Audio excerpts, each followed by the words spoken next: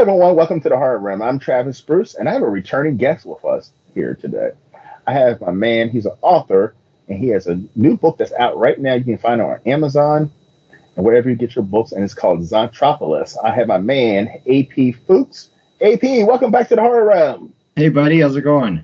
Good, man. It's good seeing you again, man. Long time no see. I missed our talk from last time. We had such a good time with talking about Gigantigator. Yeah. Yes, man. It was an absolute blast. It was. Tell us about Zomtropolis. All right. Well, here we go. Zomtropolis. Well, there's a few things to go with it. We'll do the writing side really quick. I started this actually in July of 2008, and it was kind of like a pick at book. I'd work on it on the side, and because it's told like journal style, that type of writing like lended to doing it over that length of time. And I didn't finish it until 2023, like just last year, because it just came out at Halloween time. And it was like 15 years in the making, and I like had a little bit left to go, so I decided, you know what, it's time to buckle down and just like knock it out, right? Okay. So that's like the creative part of it. But in terms of the story, like what it's about is it takes place in the nearish future, kind of a dystopian sci-fi future. So we got some flying cars, but things are so kind of modern, like we know, like they have the internet, they got handhelds, that kind of stuff. And it follows the story of this one guy left in the city. And the Wi-Fi is still on, because I'm a firm believer that, like, when we see in zombie shows, like, where all of a sudden the world immediately shuts down the second there's a zombie uprising. I mean, that's not going to happen in real life, right? Like, things are totally going to be running for a while anyway. So anyway, Wi-Fi is still on the air, and he's writing to you, like to the reader or to the audience. In the real name of the city is called Zomtropolis. It's supposed to be a major complex of like metropolitan amazement, but it got dubbed Zomtropolis because of the zombie uprising, right? So it follows this one guy, and he is like a heartbroken, down and out dude, lost a girl who meant like everything to him, and now he's alone in this zombie-infested city, right? And he's like, expressing to like the reader via these blog posts.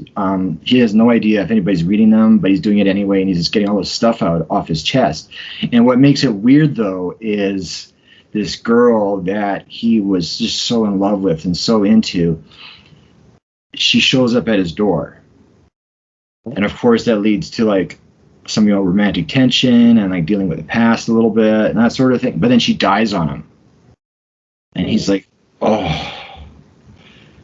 And then like, of course she comes back as one of the undead. And then he has to deal with that. So then he does. Right, and I'm not giving away too much because this is where the hook comes in, and I have to explain this because it's the only way to hook it. And it's on here too because the tagline says she came back into his life only to die on him. So she zombifies. He deals with her, disposes of the body, goes back to being miserable, drinking too much tequila, ranting and raving. And then there's a knock at the door. He opens it up. It's her, perfectly fine. And once again, he's with her again, and they're talking and things happening, and then she dies on him. So on and so on. And what this book is about is it's meant to, and my editor said I pulled it off, was the idea was I wanted to create a scenario and narrative where the reader is questioning what's real and what's not. What's in this guy's head, like that's just happening in his head because he's like, one, he's a drunk, two, he's like alone in this zombie city, which I'm convinced that happened to anybody, like you, me. After a while, I think we'd start to unravel. 100%. Yeah, especially if you're by yourself. Exactly, especially by yourself, yeah. And then every time you look out your window and you got the shamblers kind of going by, freak you out, right? So the whole thing is based around this relationship that keeps occurring and recurring and ending and occurring and ending and occurring, all the while trying to survive this zombie scenario. And it's meant to be like a very emotional book. It's meant to be like psychologically heavy. It's also meant to be like a psychological thriller because again, you're questioning, is this for real? Is this really happening, or is this not? Or even is the zombies real? Like, is this guy just genuinely crazy and he just pictures a bunch of things outside? So, and so on and so on. So, anyway, that's basically what it's about. It's a study into madness and what might happen to a person's brain during a zombie apocalypse. So that's what Zomtropolis is about. So, yeah, it's like a journal, but again, told with exciting stuff. And of course, there's pretty zombie ladies. Yes. It sounds like a fun read, man. It sounds like a fun read. Well, Now, it's gotten good reviews so far, so I've done something right, I guess. But it took you 15 years to get this book made and out there. yeah, Now you finally got out there. Now, how much pressure is behind that? Because I mean, this is something that you've been working on for a long, long time. the pressure is not so much. I'm going to take a guess at what you mean by pressure in terms of like success and sales and whatever, right? I don't know if that's what you meant or not. Yes. Okay. See, for me, the pressure is, that part of it is nice, but the thing with the zombie genre, and like I have some essays on my blog about this stuff, is it's been done to death, right? We know that. Okay. And and about 15 years ago or so, there's especially in the book market, there was a giant zombie boom. Zombies were everywhere. Everyone was into them. It was a big thing. But now everyone's kind of because every zombie story that we encounter is more or less the same: zombie uprising, group of survivors traveling around, trying to survive, killing some zombies. Maybe one of them dies, and that's it. Like that's every zombie story, pretty much in a nutshell. So the challenge is, and the pressure is, to tell a zombie story in a new way, to take the zombie tropes, the stuff that we love about them, the shambling, the biting, the brains, all that stuff, but let's portray that in a new way. Let's portray that maybe through a character or a series of characters who are just not what we're used to seeing, whether on screen or reading in books or whatever. And so that was the attempt with Zomtropolis, was again like curving it into that idea of descent into madness and questioning what's real and what's not. And I'm not, I've never read every single zombie book nor ever seen every zombie movie, but so far as I'm aware, that kind of item hasn't really been explored too much. So I thought, okay, let's just do it that way. And so that's where the pressure is. The pressure is, can I fool the reader? Mm-hmm. And that's basically based on like the reader themselves. Some may be fooled, some might not be fooled. I fooled my editor, so who knows, right? Yeah.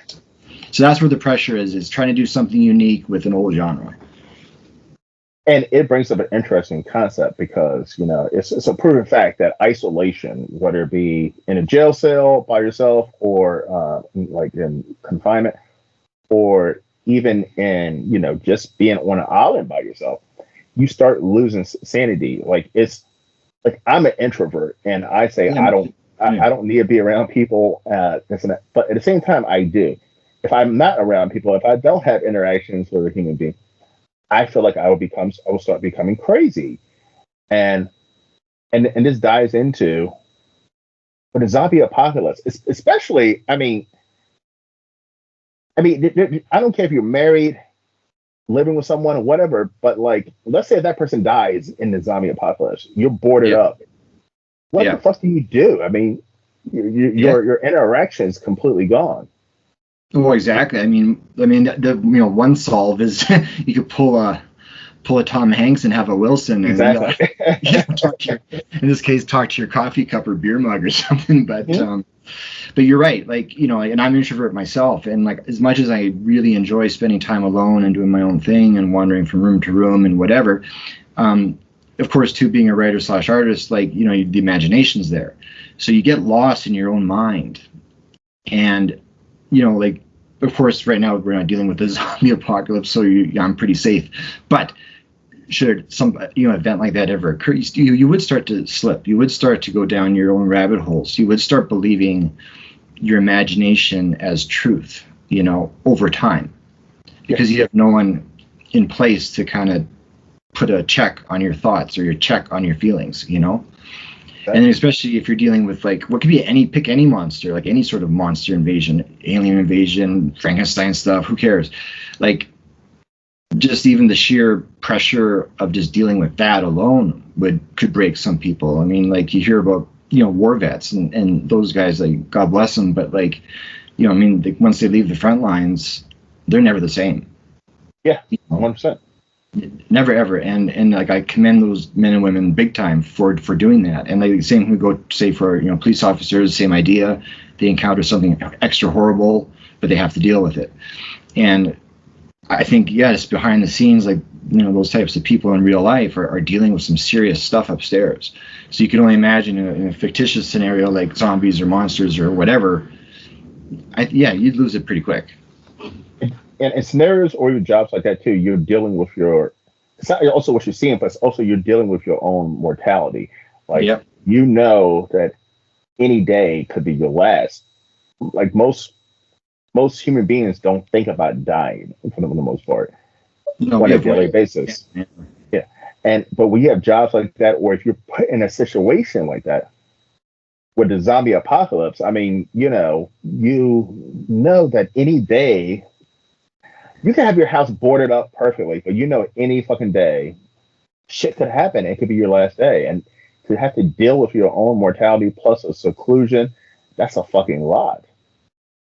Well, and not only that, but it's also you got to consider like the method, right? Like if you're boarded up in your house and you know there's a bazillion zombies outside, and they're banging on the windows or whatever, and then you start facing these scenarios in your mind, like if they get through, how am I going to go? Is it going to be a bite to the neck? Are they going to bite my face off? Are Tear they you going to grab apart. my arm? Are they going to dig into my gut? Like what are they going to do? And like you would have so much anxiety and trepidation over just the what ifs, even if you are indeed for that time, secure.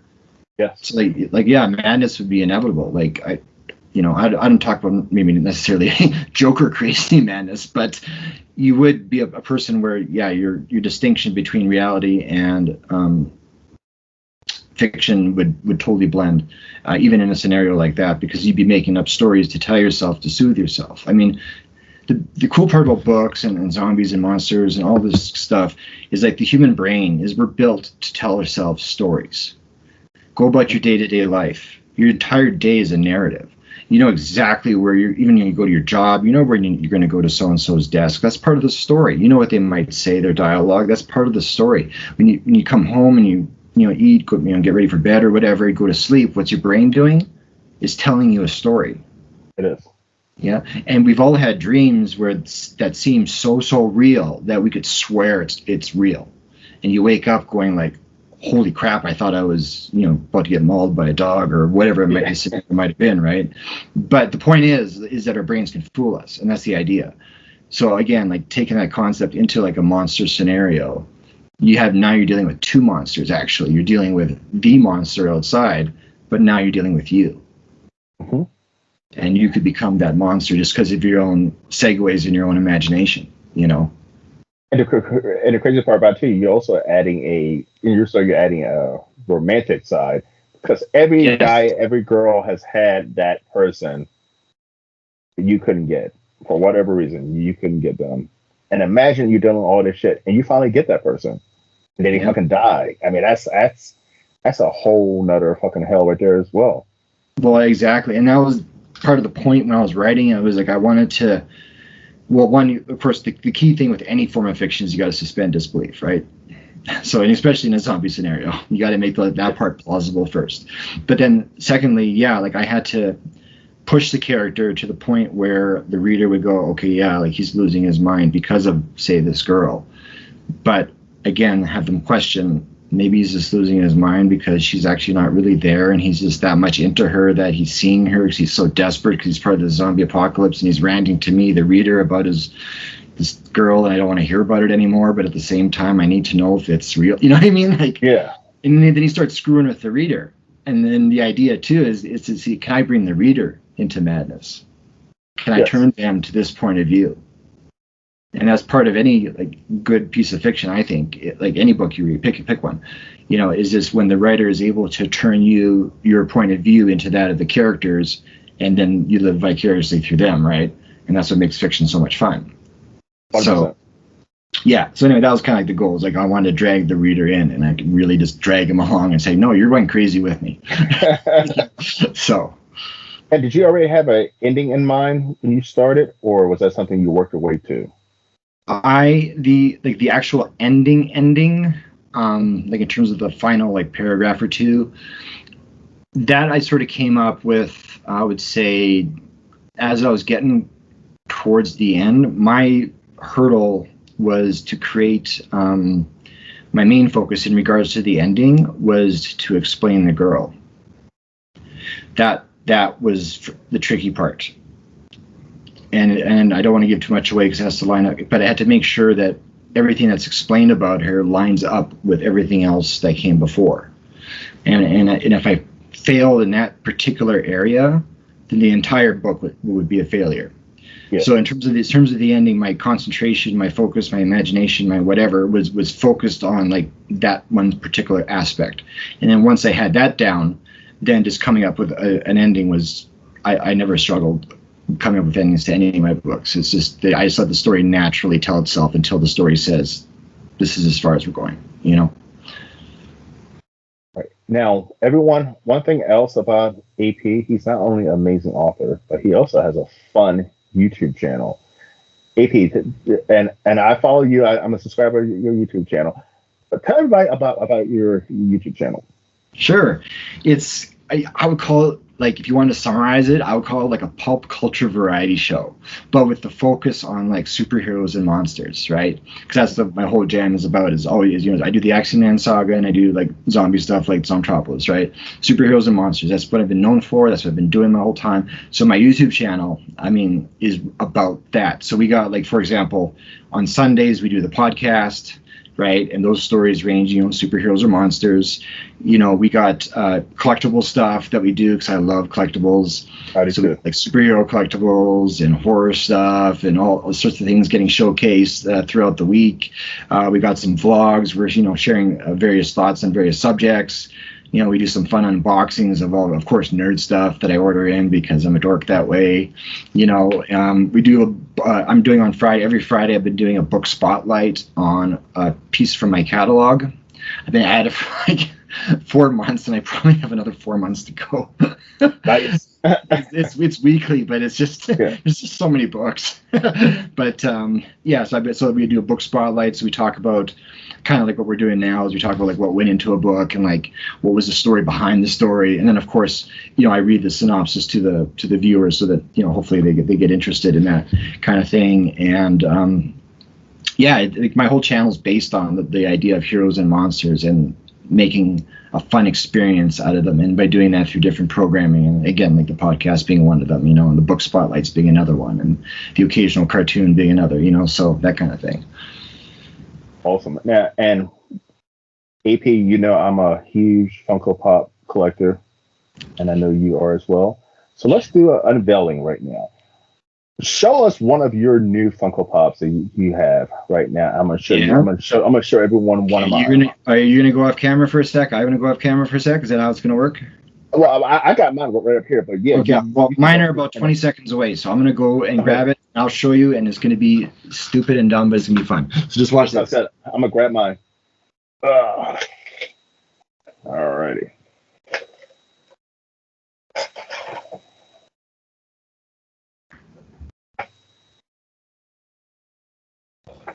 All right, we're back. Yes, what do we got? Okay. Right. I'm excited. Do you want to go first, or do you want me to go first? You can go first. Okay, we're gonna do this. This Funko is a case of extreme narcissism because I got myself. Oh, nice. I got me. Yeah, I made one of me for Christmas this year. I made one of me, one of my girlfriend, and one of each of my kids. And nice. And I kind of said, so this is the Funko here. So I set it up with this big thing, like I wrapped them up, and of course you could tell what a Funko box is when it's wrapped, right? Yeah. So everyone kind of knew they were getting a Funko. But I said, I know what Funkos you like, and I know what kind of characters you like. So what I did is I went out and I tried to get the rarest one of your favorite character. And I happened to find it. I hope you enjoy. And they open it up, of course, and it's themselves. And every reaction was like, what? No way. So, I love that Funko is able to do that now. Yeah, you just go to Funko.com and it's called Pop Yourself. And it's just like a point and click process. The downside that I encountered actually doing this, because I was so jazzed to do this for a Christmas present, was they don't ship to Canada. Oh. So I was like, I got the order ready. I got everybody all made. I'm all set. I'm extra pumped, extra excited because it's going to be the coolest Christmas ever for everybody. And then, sorry, we don't ship to your address. So I had to make like arrangements with a U.S. friend to ship to them and then have them ship to me. So that's kind of how that had to go down. So it was a little bit extra, unfortunately, cost-wise, but it was worth it for the reaction and the gift giving. So. Most definitely. All right, your turn, buddy. All right, you ready? All right. So this is a rare one. This is a newer one. Alrighty. So I'm a huge Trauma fan. and I have the Toxic Ooh. Avenger. Oh, I didn't even know they made him. That's awesome. He looks just like. Glow in the dark. This is Oh, amazing Funko sweet. Pop. This is from the 2023 Fall Convention Limited Edition Funko exclusive. That's sweet. What color does he glow when he glows? I don't know. I have not charged them up and glowed them, but I haven't. Cause you got to charge these Funko Pops up. Like you got to use Well, the it's like flashlight the to open them. old construct sets where you remember those. I don't know if you ever played with Yeah. those. Yeah, you'd have to hold the pieces up to the light for a while, and then you go into Yes. with your spaceship, right? And it's like, Yes. whoa. And I've had him for a couple weeks now, and I haven't charged him up. But it's an amazing Funko Pop. Like I definitely, um, like Lloyd Kaufman does a lot of horror conventions, and I'm like, I've never had a Funko Pop because I like getting my Funko Pops autographed. And Yeah. then when I heard that this was releasing, I was like, oh, this is the thing I can get Lloyd Kaufman to autograph. Oh, for sure. No kidding. Well, I was thinking about that about some of the other Funkos I have because I collect like Superman's my guy, so I try to get like a lot of Superman ones. Nightwing's my second favorite superhero, so I get a bunch of Nightwings when I can find them. And then I have a few very particular black suit Spider-Mans because there's for me I don't know why whether it's an action figure or Funko, something about Spider-Man in his black suit has always been a thing with me. Badass, yeah. Yeah, like I don't know why. Like compared to the red and blue, the black suit for me always wins over. Like even if you're talking other kinds of Spider-Man, like Spider-Man Noir, huge fan. Mm-hmm. One, he looks wicked, like he looks amazing, and then two, he's black, like he's all black. Yes. So it's cool. Like, I yeah, have several Spider-Man. I haven't been to that many cons recently. I'm gonna start picking up soon next month. But yeah, I love. See, but here's a question. I don't know if you know the answer. So I have a super rare Funko Pop, like a Grail. I have several Grails. Like one is, and I don't even follow this. And I got this. So a customer of mine was getting rid of. Well, his wife made him get rid of all of his Funko Pops, right? And he happened, and it was like 20 Funko Pops, and like I mentioned something about Funko Pops. He was like, "Well, do you want them? I have to get rid of them." And I was like, "Yeah, sure, why not?" And like I don't watch My Hero Academia. I don't watch that's that. big right now though. It's huge for some. I It's don't know much about it either, but I see it everywhere. Yeah. it's huge, and there was a lot of My Hero Academia Funko Pops in there. And after I told them all up, it was something like $3,000 worth of Funko Pop. Like the PPG value was $3,000. Like I cannot think of one of them. I cannot think what his name is, but I think his name is like Darby or something like that. But he's like worth something like $750. Holy moly. And then I have like three. Like he has like three of another character, and they're each one's worth $150 each. And then I got two of like the Robert Downey Jr. limited editions Iron Mans, Yeah. two of those, and they're like $200 each. Look at you. Get on eBay. No, but okay. The question was like I even have I even have like the OG Texas Chainsaw Massacre, the one that was from 2003. When the Funko Pops first came out.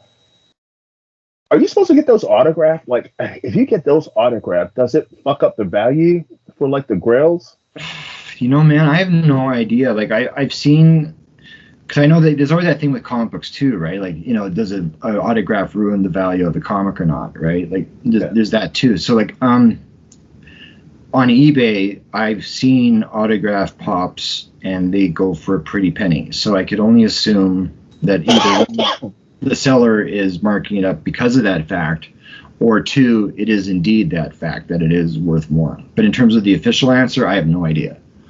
Well, I mean, I know an autograph on a Funko Pop adds value to the Funko Pop, but most people, when they get a Funko Pop autograph, they get, the one that doesn't have like a high PPG value. And like when you get I'm talking about original Funko Pop, people want that because especially if it's in mint condition, like Yeah. mine are in mint, no creases, no anything. They're in mint. By someone autographing that, does that take away from the mint of like an OG Grail Funko Pop? Like, I'm going to ask. yeah, I was like, does a collector, does he want, when it comes to an OG Grail, does he want that unmarked? All I could suggest is join a couple Funko groups on Facebook or something and just put some feelers out and get some opinions. It's the best I could suggest because I have no idea what the official answer would be. Okay. Yeah, because I want to get all my Funko Pops autographed. That's my thing, and like the ones I can get autographed. Yeah. But if it fucks up the value, if it's one of the ones that's worth $500 or $1,000, I don't want to have an autograph if it's going to fuck up the value of those Funko Pops. Ones like this one, they're $15, $20 value. I don't care about getting them autographed. I feel like it actually adds more value to them. Right. Yeah. But then I do some research. At the same time, too, I mean, even if another pop is worth, let's just say $200, and that's is worth it because it's rare / it's older. Why wouldn't the signature principle apply to it as well, though? Like, you know what I mean? Like, I will hope so. I mean, that's what I was thinking. But like, I just watch videos and people are like, oh my goodness, this OG 2003 original Funko Pop. It has nothing on it, and like it seems like they want, like, collectors who are willing to pay the big money. They don't want it to be perfect, like almost untouched. Yeah. And like I'm wondering, like, well, it's not untouched if someone signs it. Like, does that? I don't know. If anybody here who does that Funko Pop, please let me know. When it comes to an OG original Grail, does an autograph take away from the value on it, or does it add more value to it? That's I'm not talking about regular Funko Pops. I'm talking about Grails, OG's rare mint Grails. All right, so I went on a rant. AP, where can everyone find you, my friend? Best place is apfuchs.ca or canisterx.com, leads to the same place. But just go to my website. Everything there is linked to there. You get to YouTube to there. You get to TikTok from there. You get to read the articles from there. You see the art page from there. You get the podcast from there. Like it's like a branch. Just everything out from there. So, and everybody also go down in the description too, Fuchs. The link to his YouTube channel is going to be there. Please hit the subscribe, like, enjoy his videos. He does some fun stuff. If you like horror, if you like comics, if you like collectibles, it has a little bit of everything on we air 7 days a week. There's at least something new every day. Yes, so definitely go over here. I mean, they are. I mean, AP, we're collaborators, I should say. So like, if you like my stuff, you're probably gonna like his stuff. Yeah, exactly. Yeah. All right, AP, it's been a blast having you on, man. It's always fun, man. Always fun. Well, thanks for having me back. Thank you for having me back. You're welcome. Awesome. A little show off for the end, Zomtropolis. Yes, and get on Amazon and get your physical copy or your e-copy of Zomtropolis. It sounds like an amazing ride. All right, everyone. Well, thank you for coming to the Horror Room. I'm Travis Bruce. I'll see you guys next time. Take care. Peace out.